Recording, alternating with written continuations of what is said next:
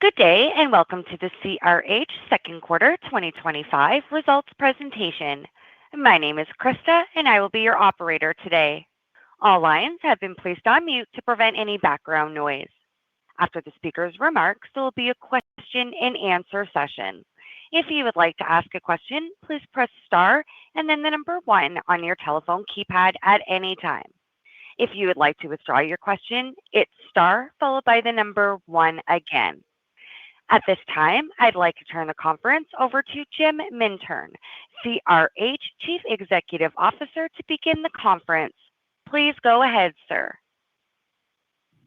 Hello everyone, Jim Mintern here, CEO of CRH, and you're all very welcome to our Q2 2025 results presentation and conference call. Joining me on the call is Nancy Buese, our CFO, Randy Lake, our COO, and Tom Holmes, Head of Investor Relations. Nancy was appointed to the role in May, and her track record of financial leadership and operational insight will be invaluable as we undertake the next phase of our growth journey. Before we get started, I'll hand you over to Tom for some brief opening remarks. Thanks, Jim. Hello, everyone. I'd like to draw your attention to slide 1 shown here on screen. During our presentation, we will be making some forward-looking statements relating to our future plans and expectations. These are subject to certain risks and uncertainties, and actual results and outcomes could differ materially due to the factors outlined on this slide. For more details, please refer to this slide, our annual report, and other SEC filings, which are available on our website. I will now hand you back to Jim, Nancy, and Randy to deliver some prepared remarks.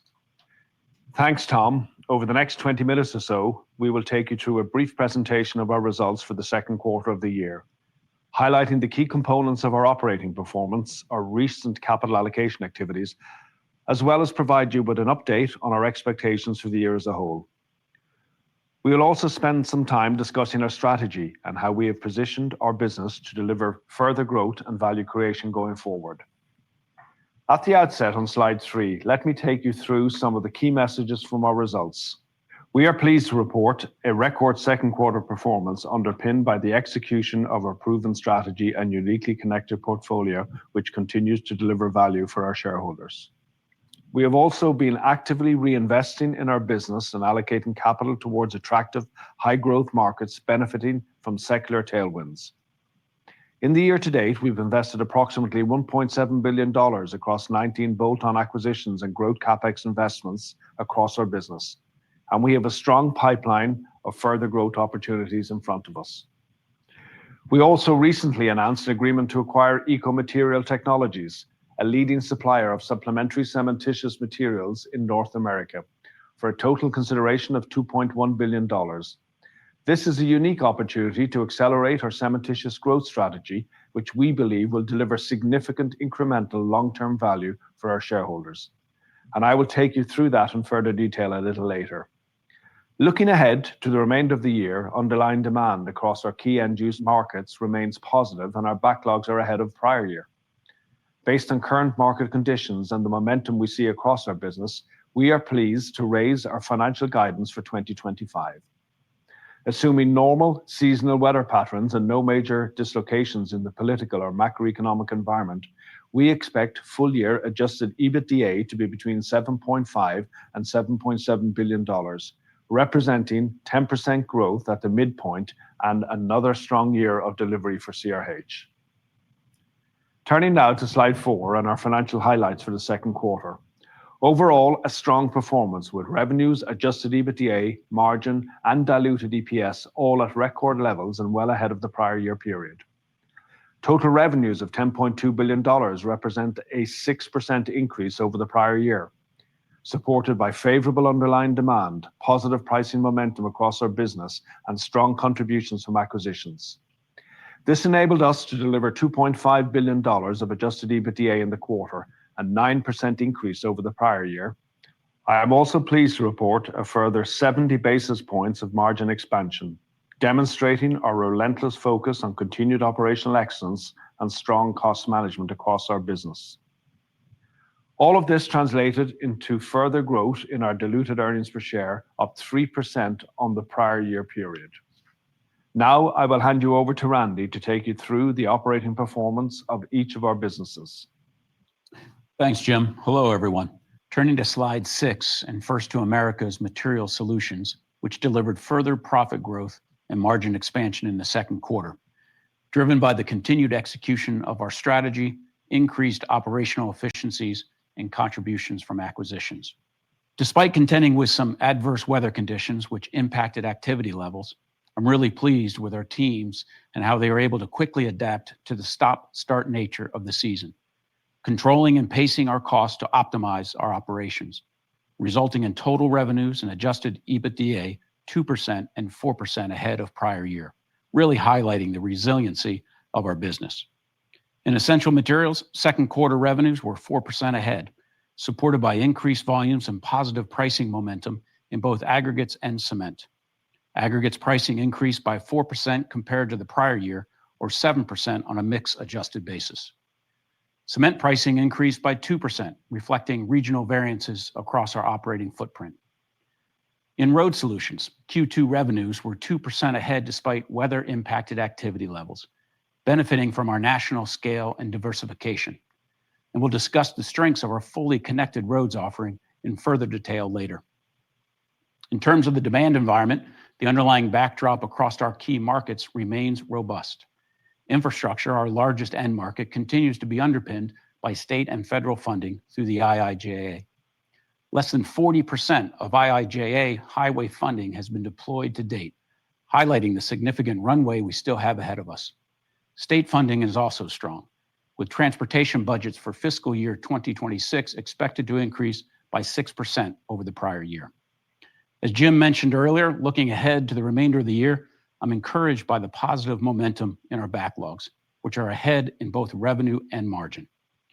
We also continue to see good levels of reindustrialization activity, particularly in manufacturing and data centers.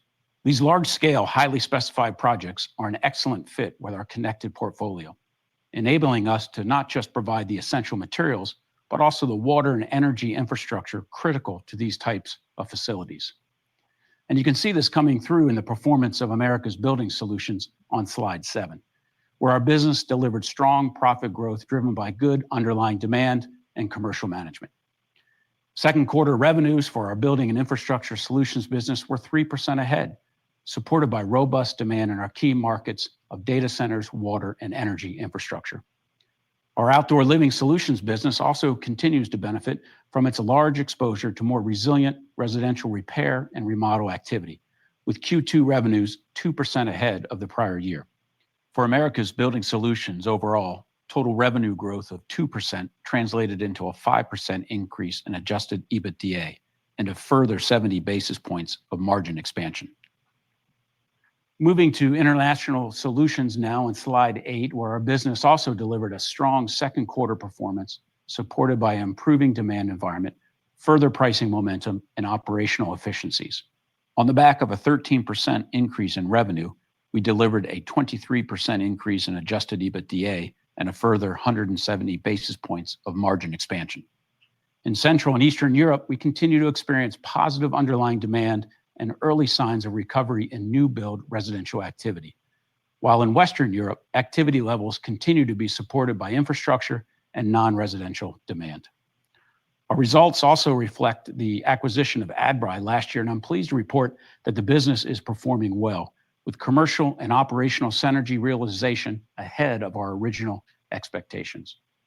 Overall, we're pleased with further growth and margin expansion across each of our businesses. And at this point, I'll hand you over to Nancy to take you through the financial performance and capital allocation activities in further detail. Thank you, Randy. Hello, everyone. It's a pleasure to speak to you for the first time as the CFO of CRH. It's an exciting time to be here, and I look forward to working with many of you as we execute our strategy. First to slide 10. And as Jim mentioned earlier, we delivered a record second quarter performance with further growth across our key financial metrics. Our Q2 adjusted EBITDA of approximately $2.5 billion was 9% ahead of the prior year, driven by favorable underlying demand and positive pricing, as well as strong contributions from acquisitions and synergies. As you can see, we also delivered 70 basis points of margin expansion, further extending our 11-year history of consecutive margin improvement. This really demonstrates the mindset of continuous business improvement across CRH and the relentless focus on operational performance that Randy touched on earlier. Moving to slide 11, where I'll briefly update you on our capital allocation activities. First to M&A, where year to date we have invested approximately $1 billion on 19 value accretive acquisitions, strengthening our market-leading positions in attractive growth markets. Our pipeline is strong, and our uniquely connected portfolio provides us with multiple opportunities for further growth in what remains a very fragmented industry. Through Q2, we've also invested approximately $700 million in growth CapEx, leveraging our size and scale to fully capitalize on the attractive growth opportunities that we see across our markets. For example, we are modernizing two of our largest aggregate facilities in North America, Cape Sandy in southern Indiana and Marble Cliff in Columbus, Ohio. These investments will expand production capacity to support future growth, as well as drive further operational efficiencies through increased automation and energy optimization. At our San Saba quarry in Texas, north of Austin, we are also investing to expand our capacity with new aggregate production equipment and rail infrastructure to better serve our customers. These kinds of investments are an excellent use of capital, low risk, high returning investments that will enable us to accelerate our growth, margins, and returns. We also continue to deliver significant accretive returns to shareholders in the form of dividends and share buybacks. In line with our strong financial position and policy of consistent long-term dividend growth, the board has declared a quarterly dividend of 37 cents per share, representing an increase of 6% on the prior year. Through our ongoing share buyback program, we have also repurchased approximately $800 million so far this year, and today we are commencing a further quarterly tranche of $300 million to be completed no later than November 5th. Since the inception of our buyback program in 2018, we have returned over $9 billion to shareholders, representing 22% of our shares in issue at an average price of less than $49 per share. These returns, while maintaining a strong and flexible balance sheet, reflect our disciplined capital allocation strategy. Overall, it's been a busy year so far, with approximately $3 billion of capital allocated to growth investments and cash returns, demonstrating our focus on the efficient allocation of capital to maximize value for our shareholders. I will now hand you back to Jim. Thanks, Nancy. Turning now to slide 12 and our agreement to acquire Ecomaterial Technologies, a leading supplier of supplementary cementitious materials in the US.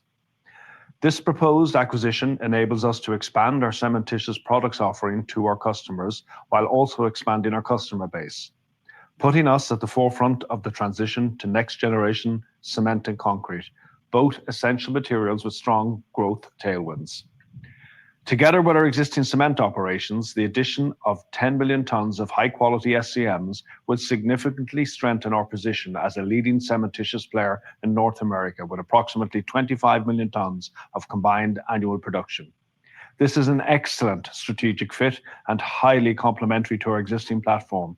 It will create a unique national distribution network, enhance our innovation capabilities, and uniquely position us to better serve our enlarged customer base. By combining our two businesses, we also expect to unlock strong future growth and synergy potential, representing an exciting opportunity to accelerate our cementitious growth strategy and deliver a tremendous amount of value for our shareholders. Subject to regulatory approval and customary closing conditions, the proposed transaction is expected to close in 2025, and we will keep you updated as that progresses. I'd now like to revisit our strategy and how we are uniquely positioned for future growth. On slide 14, we have highlighted some of the key benefits of our proven strategy and uniquely connected portfolio. As the largest building materials company and the leading infrastructure player in North America, operating across 2,000 locations in 48 states and employing approximately 50,000 people, the size and scale of our business is simply unmatched. By combining our materials, products, and services across the construction value chain, we are able to maximize our profitability and better serve our customers' needs. There are also significant efficiencies in operating a connected portfolio, including enhanced production planning, yield optimization, and logistical benefits, all of which result in lower capital intensity, greater asset utilization, and higher returns. Our scale, combined with the connected nature of our business, provides us with superior growth opportunities, multiple avenues to grow both organically and through acquisitions. Our strategy has also proven to be resilient through the cycle, benefiting not just from our scale and national footprint, but also our agile and flexible cost base, as well as higher exposure to publicly funded infrastructure, a large growing market and a key focus for our business. Let me give you an example of this in action on slide 15. With a deep dive into our roads business, we are the largest road paver in the US, operating across 43 states, a unique network carefully built out and put together over 4 decades. Across our business, we complete approximately 4,000 projects per year, with each one typically executed in less than 90 days. And with roads that need resurfacing every 4 to 6 years, it is a highly recurring revenue stream. Over 90% publicly funded, it is predictable, resilient, and more consistent through the cycle. Our fully connected roads offering enables us to not just provide the aggregates, but the mixed designs, the asphalt, and the paving capabilities, value-added products and services that are essential to a finished road. We also have the capability to buy and store up to half of our annual liquid asphalt needs through our unique winter fill procurement program. This is a key competitive advantage which provides us with security of supply and certainty of cost ahead of the upcoming paving season, enabling us to lock in margin on our order book and de-risk our business. It not only provides us with the ability to procure a key input for our roads business at a favorable off-season rates, but also enables advanced blending capabilities which we can customize for the specific needs of our customers. Our paving operations are almost fully self-supplied by our own high-value aggregates and asphalt, providing a key route to market for our materials. It is also less capital intensive, delivering higher cash generation and returns. As a simple example, starting with an assumed $10 of cash gross profit per ton of aggregate. By combining our best-in-class aggregates operations with our liquid asphalt capabilities, our asphalt manufacturing, and decades of commercial, operational, and technical expertise in road paving, we can convert that $10 into 60, a multiple of 6 times compared to supplying aggregates alone. That's what is unique about our connected road offering. We create and capture profit at each step of the value chain. This is just one example of how our strategy enables us to compound value for our shareholders, maximizing profits, cash, and returns, while also providing superior optionality for future growth in what remains a very fragmented market. Of course, we are also able to provide all of the infrastructure that goes around and underneath a road, including the critical infrastructure systems needed for water, energy, and communications networks, highlighting the importance and benefits of our uniquely connected portfolio and the value add we bring to our customer offering. Before I provide you with an update on our financial expectations for the full year, let me share our latest thoughts on the macro outlook across our markets. Turning now to slide 17 and first to infrastructure, our largest end market. Here we expect demand in the United States to be underpinned by the continued rollout of state and federal funding. As Randy mentioned earlier, less than 40% of the IIJA highway funds have been deployed so far, highlighting the significant runway that lies ahead. In our international markets, we expect robust demand and infrastructure to continue, supported by significant investment from government and EU funding programs. In non-residential, we expect continued positive momentum across our key markets, supported by large-scale manufacturing and data centers. In the residential sector, we expect new build activity in the US to remain subdued, while repair and remodel remains resilient. In our international markets, we expect the residential sector to stabilize, with structural demand fundamentals supporting a gradual recovery.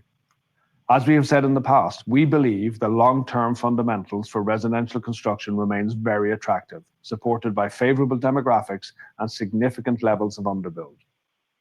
Regarding the pricing environment, we expect positive momentum to continue across our markets, supported by disciplined commercial management, as well as the benefits of our connected portfolio. In summary, the overall trend is positive for our business. Our proven strategy and leading positions of scale in attractive higher growth markets, together with our strong and flexible balance sheet, leaves us well positioned to capitalize on the strong growth opportunities that lie ahead. Turning to slide 18, and against that backdrop, I am pleased to say that we have raised our financial guidance for 2025, reflecting another strong quarter for CRH and the continued execution of our strategy. Assuming normal seasonal weather patterns for the remainder of the year and no major dislocations in the political or macroeconomic environment, we expect full-year adjusted EBITDA to be between $7.5 and $7.7 billion, a 10% increase at the midpoint. Net income between $3.8 and $3.9 billion, and diluted earnings per share between $5.49 and $5.72. Altogether, this represents yet another strong year of growth and value creation for CRH. Before we turn over to Q&A, I would like to leave you with a few key takeaways. Our unmatched scale, combined with our connected and resilient portfolio, continues to deliver superior growth, and we are strategically positioned to capitalize on key secular growth trends across our markets. We are relentlessly focused on performance across our business, day in, day out, to deliver higher profits, margins, returns, and cash. And our mindset of continuous business improvement underpins our industry-leading results. We've spoken in the past about the significant financial capacity we expect to have at our disposal, approximately $35 billion over a 5-year period. Our financial strength and decades of experience identifying, acquiring, and integrating businesses is unrivaled, and we have a strong pipeline of growth opportunities in front of us. And finally, through the disciplined and value-focused allocation of our capital, we have a proven track record of compounding earnings growth and creating shareholder value. So that concludes our prepared remarks today. I will now hand you back to the moderator to coordinate the Q&A session of our call. Thank you. As a reminder to those on the phones, press star 1 if you would like to ask a question. We will now pause briefly while we register questions in the Q&A roster. We'll take our first question from Anthony Pettinari with Citi. Please go ahead. Good morning. Regarding the full year guidance raise, I was wondering if you could talk a little bit more about the drivers of the increase and maybe any further detail on the underlying assumptions, maybe how those have changed from last quarter. Hi, Anthony. Good morning, and thanks for the question. Maybe at the end, I might just get Nancy to come back in on maybe some of the scope, put gives and takes on the guidance. Yeah, listen, really happy this morning. A strong Q2, Anthony, with EBITDA up 9% and margins up 70 basis points, and that's despite what was challenging weather across the businesses, really. And weather was unhelpful in the context of a lot of start-stop nature to the weather, and that really disrupted the start to a kind of our paving season. But really today, happy to report, EBITDA and margins increases across all 3 divisions, both EBITDA and the margins up, but also all 3 divisions over 20% as well. And that really reflects some strong performance execution across the business.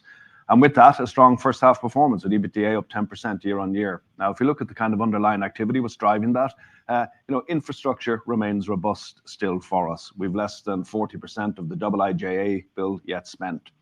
And if you look at the non-res side, we're particularly busy on data centers and a lot of the kind of high-spec manufacturing from the onshoring and reshoring.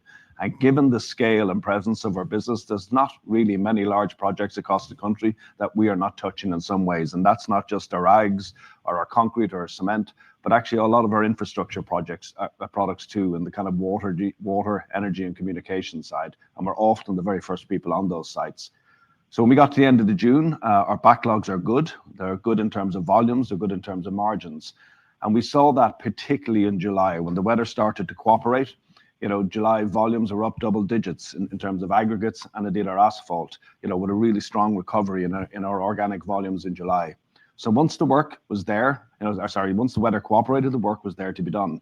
And it's really those kind of inputs that's given us the confidence on the full year guidance and looking forward to another year of double-digit growth in EBITDA. And in fact, when you exclude the kind of incremental land sales we had in Q2 2024, we're up 12% for the full year. We're guiding at the midpoint, and that's stepping off what was a record 2024. So, a strong upgrade, mainly organically led. on the back of a good Q2 and a good H1. Maybe Nancy, do you want to maybe give some of the puts and takes on the scope? Sure, Jim. And so we really previously guided to M&A contributions of about $320 million of EBITDA this year. And since that last update in May, we've had a further 11 bolt-ons. So with that partial year contribution, we now expect about $340 million contribution from the M&A. And just note, too, that guidance does not include the ECO transaction that's still subject to regulatory approval and has not closed.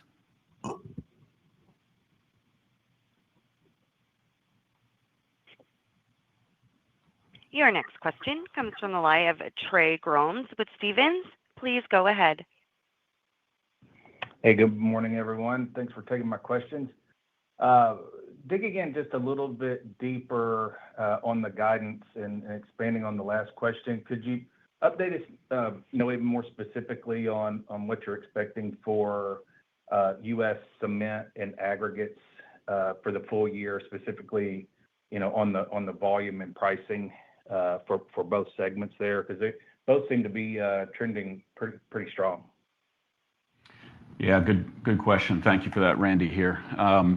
When we look at Q2, our underlying ag volumes were up 5% and pricing up 4%, but on a mix adjusted basis up 7%, which, going back to Jim's comment, it really probably reflected more of the weather and the stop-start nature of the business. So when we look at the full year and the underlying backlogs, we would be right in line with what we said at the end of Q1, which was the expectation of kind of mid to high single digits in terms of pricing.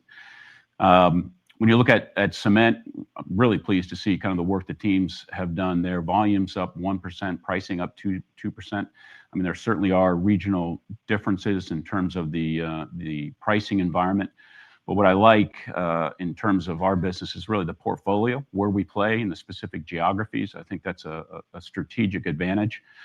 So happy to see progress through the first half of the year. And I'd say for the balance of the year, very similar to what we said at the end of Q1, which was volumes low single digits and pricing low single digits.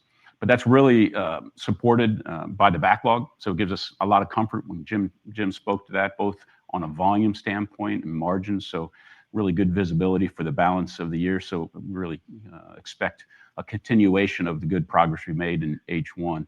And I think the bottom line is, and you would know us well enough, and it's all about kind of growing our margins. So really happy with the position we're in and expect another further expansion of margins as we go through the balance of the year.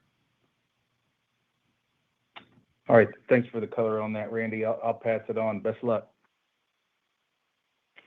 Your next question comes from the line of Kathryn Thompson with TRG. Please go ahead. Hi, thank you for taking my question today. Focusing on the next highway bill and just overall federal infrastructure funding.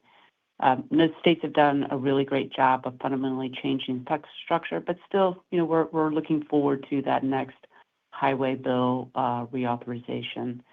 For what we are hearing is that the bill is going to be a little bit more focused on traditional funding programs, so roads and bridges.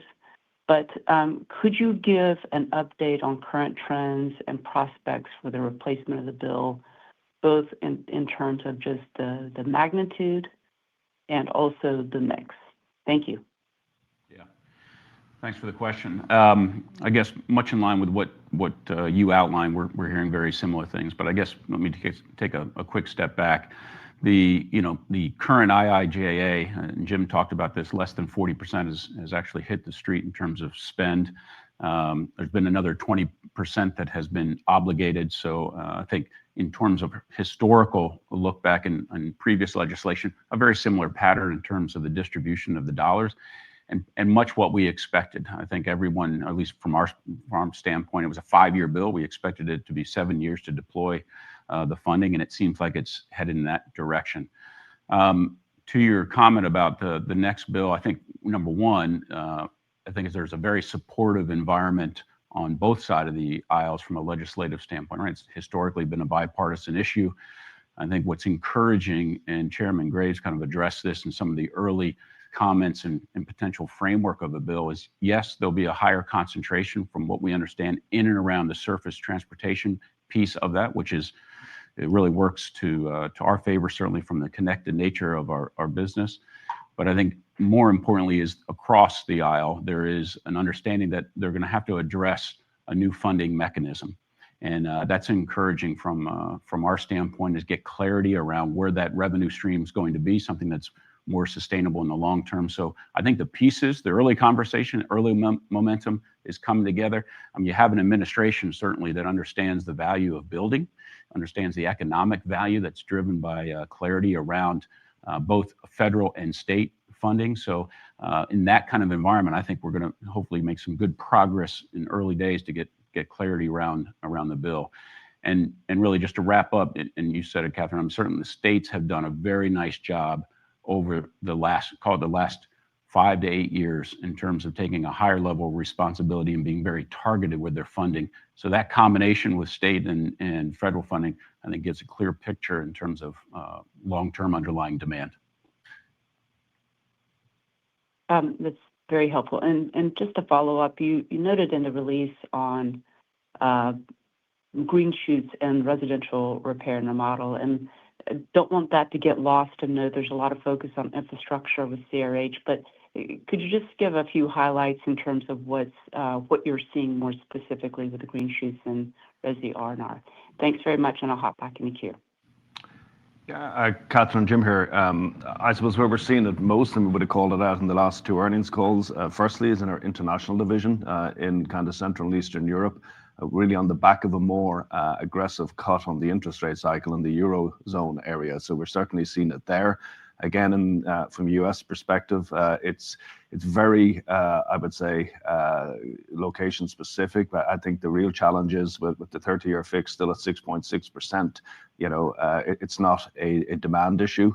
It's really an affordability issue on the new res. And I think once we begin to see that, hopefully a cut on the interest rate cycle on the dollar, that'll start to, bring through in terms of residential starts in the US. But you're probably talking realistically from a significant impact, you're probably talking the back end of 2026 before we start to see that.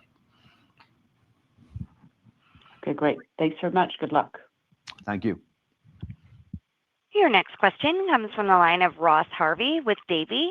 Please go ahead. Great. Thank you very much for taking my questions. I'd like to ask about M&A and also the upcoming Investor Day. Just in relation to M&A, can I ask a little bit more about the Eco-Material deal? You might just outline your rationale and any further detail you can provide on the financials of that company.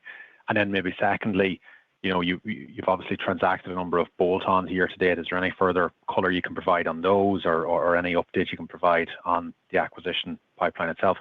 And maybe just in regards to the Investor Day, a quick one. What should we expect from the day, or what should we anticipate from you guys that day? Hi, Ross. Jim here. Yeah, absolutely. Maybe first taking as they came. First in terms of Eco, yeah, really pleased to have announced the Eco-Material deal last week. We've known Eco for many years, right? And we're actually one of their biggest customers. We know the management well, also.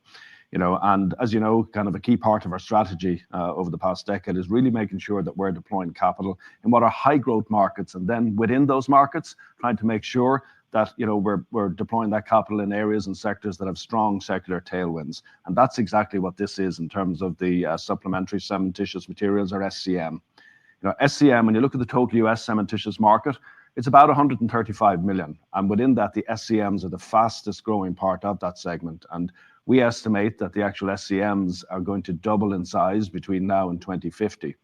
Now, we identified probably, maybe nearly 10 years ago, right, that the US cementitious market was going to be a high growth market, but also crucially a market with a structural deficit. The US needs to import about 25% of its annual cement requirement. And as you know, the last kind of greenfield new capacity that was added was over 15 years ago. So over the last 10 years, we've been kind of very carefully and strategically building out our US cementitious position. We started that with Ashgrove, back in 2018. It's probably one of the best acquisitions, we've ever done in CRH. And after that, we kind of bolted on initially in Florida, and then last year, with the Hunter acquisition in Texas. And all of those deals, right, have been excellent, high growth, high margin, high returning, and really value accretive acquisitions for CRH.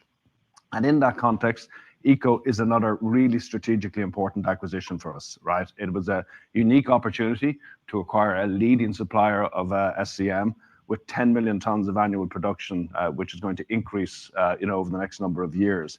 That's a 60% increase in our cementitious capacity in the US, right? So very significant from that perspective, and takes us to 25 million tons. It's also highly complementary with our existing business, and that kind of gives us that ability to unlock strong future growth and also good synergies, which I might ask Randy in a second to touch on. And then finally, ECO, because of their really strong innovation capabilities, really helps to put CRH at the forefront of the transition in the next generation of concrete and cement in the US. So maybe I'll ask Randy just to comment a little bit on how it's going to, the complementary nature and the synergies. And maybe at the end, Nancy, you might come in just in terms of the valuation aspect of the deal. Yeah, as Jim said, we're super excited to have ECO as part of the group. I mean, I think you call out a couple things there specifically. It is around growth. It's around what we can do in terms of value creation. And Jim talks about the capacity expansion of north of 60%, which is important, but it really is participating in the fastest segment of the cementitious business. When I look at it, what's exciting about it certainly is the national footprint, both from a manufacturing standpoint and a distribution standpoint. And when you overlap that, what we've done and built over the last, call it 7 years in the cementitious business, we'll have north of 200 locations to be able to serve the markets more broadly. Our customer base, for sure, I think there's a really unique offering for them. We can provide them with a wider range of products, and there's cross-selling opportunities. But certainly from our own standpoint, we are a big customer of ECO, but the opportunity for us to continue to consume internally more of the cementitious materials, not just in our ready-mix business, but certainly in our concrete downstream businesses as well. And you would expect, and I would expect to see certainly opportunities in and around the operational side to learn from both sides. We'll bring some things to the equation. Great team with ECO. They'll bring some insights to us in terms of how do we drive operational efficiencies. Obviously, I talk a bit about the commercial opportunities, but very similar to the Hunter acquisition in Texas, where we were able to take an asset and maximize the network we had at servicing that particular market in terms of manufacturing sites and, more importantly, logistics. That's what's going to happen here too. So it's the opportunity to not only service our customers to a higher level, it's about getting the best cost position to serve those markets. And they've done a terrific job in building out a very substantial rail network. We'll be able to capitalize on that. And Jim talked a little bit about it. I think the other bit, certainly probably the most important thing, is a great team. They have a tremendous amount of experience, deep relations in those local markets, leading edge in terms of innovation and technology. So it'll be a tremendous add to our existing business. And we see a long-term future in terms of not only growth, but also the opportunity to create higher levels of value. On the valuation piece, the ECO business has delivered really strong growth in the last few years, and they've got some quite significant new capacity coming online in the next 12 months. So when we think about the valuation equation, it's really high single digits post synergy multiple, which is quite comparable to valuations we've achieved on similar acquisitions we've made in the past. So right in the fairway of our typical work, and it's very consistent with our track record of value accretive M&A. And really, we like the deal. It's got attractive returns and an attractive cash profile, and alongside low capital intensity. So collectively, we're quite excited about the transaction.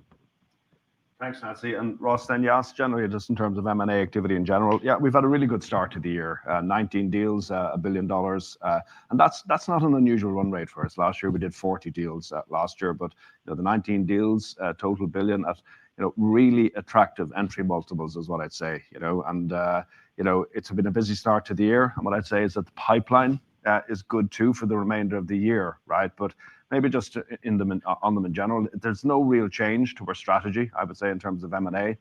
We are, based on, look at the number of deals that we would do typically in terms of bolt-on and tuck-in deals, with the reference compounder of capital, right, in the building materials space. And what we're really trying to do is trying to focus on acquiring value accretive businesses, and deploying capital in faster growing markets. and particularly in sectors where scales matters, whether that's aggregates, whether that's asphalt, whether that's cement, or whether that's infrastructure. And then, having bought the business, we really focus on how we connect them into our connected portfolio, because that's where we really drive on the returns and performance of the business. So maybe as an example, Randy, I don't know if you want to talk about a couple of the deals we've done in the first half of this year. Yeah, I think one of the things that stand out in terms of the underlying deals, right, 19 deals, many of those have been originated by our local teams. So they're responsible certainly for driving underlying performance in their markets, but also around growth. And so it's terrific to see those relationships come to a point where we can bring some companies into the family. I mean, maybe call out two, because it talks about the connected nature of the portfolio. Tally Construction, which is in and around Chattanooga, Tennessee, a high growth market servicing not only just Tennessee, but portions of North Carolina into Georgia, but it's an integrated business. So very much resembles our portfolio and connected into an existing platform. So you can see the opportunity can continue to build the growth aspects and also better serve our customers there.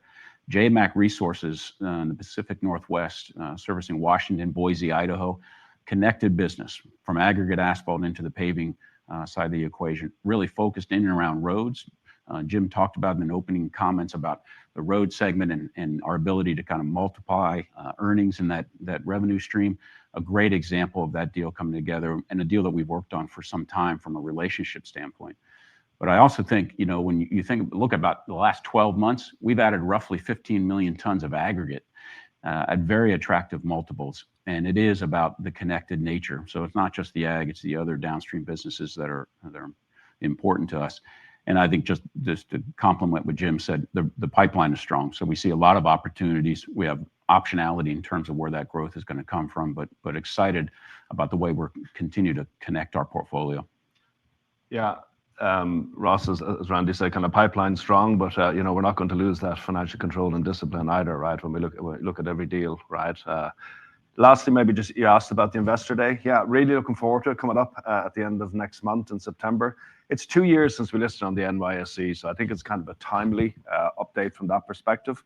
I think it's going to give us we've an exciting program planned for the day. We're going to have a lot of time to talk in more detail and do a deeper dive into our strategy.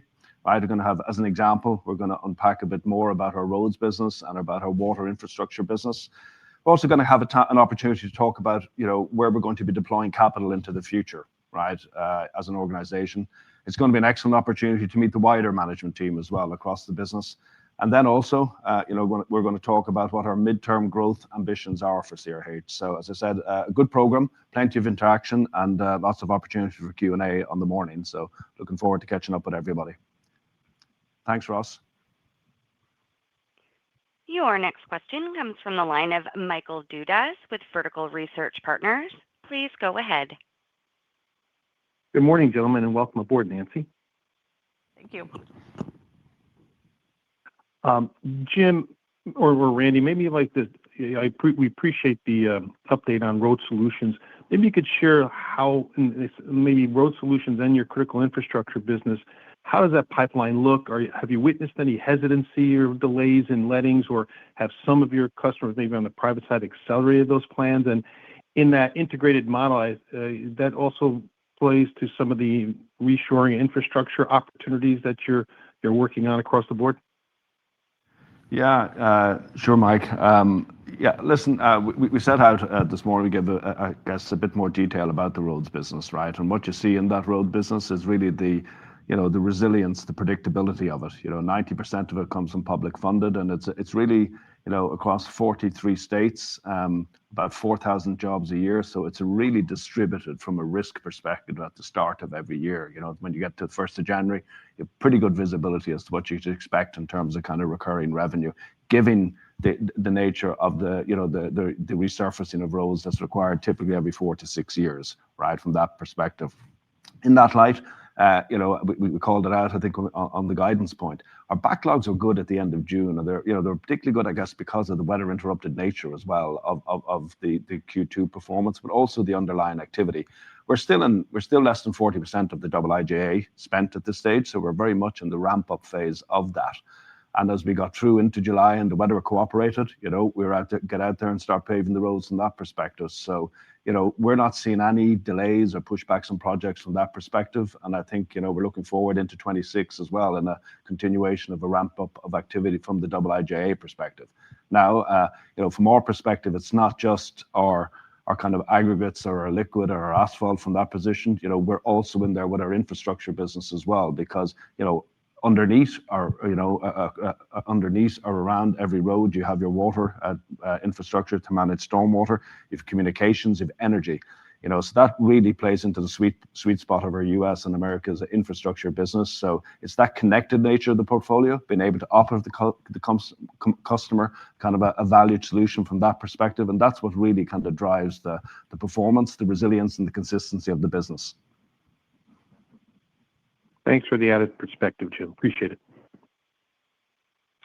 Your next question comes from the line of Shane Carberry with Goodbody. Please go ahead. Hi, all. Thanks for taking my questions. Just two, if I can, please. The first one, just with regards to Adbri, you mentioned in the presentation it's performing well. Could you give us a little bit more color in terms of how it's performing versus your expectations, and how things have evolved from your perspective in terms of the extent of the opportunity that you think is out there in Australia? And the second one is just one of the things that I found really impressive in the results was just margin expanding in all three divisions. Could you give me a little bit of color on, some of the key drivers of that cost control? Was there anything different relative to normal, or does it just feel like business as usual in terms of tight cost control? Yeah, sure, Shane. I'll take maybe the first one. Adbri might give Randy a bit of color on a lot of the kind of performance initiatives that drive that margin expansion quarter after quarter. Yeah, firstly, Adbri, it's almost 12 months since we did the acquisition down in Australia. It's been a really good start, Shane. I'm only just back. I spent a week down there 2 weeks ago visiting all the locations and the team. It's been a good start. It's trading ahead of our expectations, and that's really coming. Going back to that point we actually touched on earlier about eco, what we bring to a business, right, as CRH. We can acquire businesses and make them better through whether it's operational excellence, commercial excellence, procurement, etc. And it's across all those paths, right? And when you look as well against the kind of the macro outlook for Australia as we go forward as well from where we are right now, we're looking for, in addition to, I guess, or in improving the performance of the business, I think we're looking at good tailwinds as well for the next number of years there, whether that's on the infrastructure through energy and defence expenditure, or a recovery on the residential cycle too. So a good start with Adbri.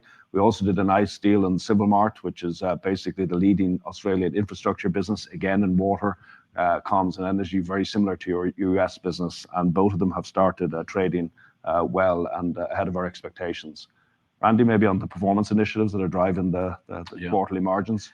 Yeah, I guess that's a great question because it's different almost every quarter in terms of what levers we need to pull. I think the teams this year in particular, I go back to the comments about the stop-start nature of the business, did a tremendous job from a production planning standpoint, kind of scheduling the proper shutdowns, the R&M that's required to make sure that we're meeting our customers' expectations. It's managing both the sales demand and the underlying production planning on a monthly basis. I think the teams did a tremendous job there.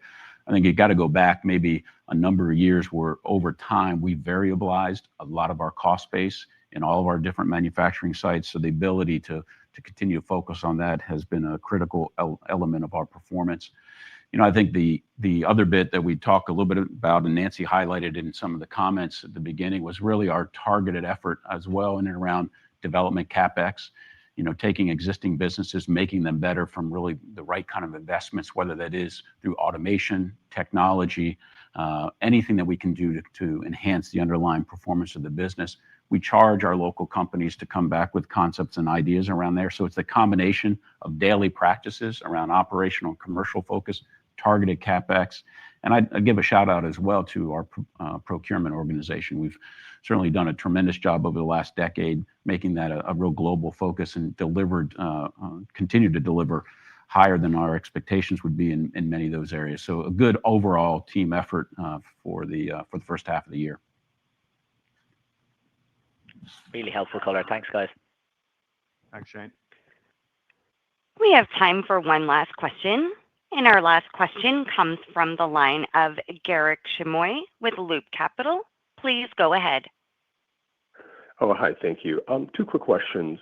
First, are you seeing any green shoots in outdoor living at all in the Americas, or is it mostly confined to Europe with respect to in maybe nascent improvement in R&R? And then hoping you could speak on aggregate pricing in the quarter. You called out mix. I'm wondering if that's more product or geographic mix, and are there any mix impacts in the second half we should think about as there's impediment shipments coming through? And I'm wondering if there's any similarities for you guys. Yeah, thanks, Garrick. Maybe two questions there. I'll take the outdoor living one. I might ask Randy to give a bit more color just in terms of the mix adjusted pricing in Q2. Yeah, in terms of outdoor living, I'd say it's been a pretty resilient performance, Garrick. It's stepped up particularly high levels, as we know, back in the kind of pandemic years, but it's maintained that level. I'd say areas which have been kind of robust and growing is a kind of in our premix products in particular, right? That's been pretty strong for us, quite a resilient performance. It is the part of our business which is most exposed to the res side, but it's more on the repair side. We're pretty pleased with the performance, resilient in general, and then kind of pockets of growth, mainly coming from the kind of premix side of it. Randy, do you want to? Yeah, looking at the ag pricing, I think it's not really a geographic issue. It's more of a weather impact for the first half of the year. Actually, it probably delivered on what we would expect in terms of the mix adjusted at 7%. What we would tend to see, premium products going into asphalt, ready-mix concrete, the downstream businesses, we'll see that come back as the year progresses and activity levels pick up. Jim talked about kind of a step up in July in terms of not only shipments, but we also saw a higher percentage of premium products. So we feel good about where the pricing is now, and certainly in line with what we would have called out earlier in the year around mid to high single digits in ag pricing. Thanks, Garrick. Well, thank you all for your attention. And as always, if you have any follow-up questions, please feel free to contact our investor relations team. Really looking forward to catching up with everybody again at our Investor Day in September, when we'll have the opportunity to discuss the future growth and value creation opportunities we see for our business in the years ahead. Thank you to everybody and have a good day. Thank you. Your conference call has now ended. You may disconnect.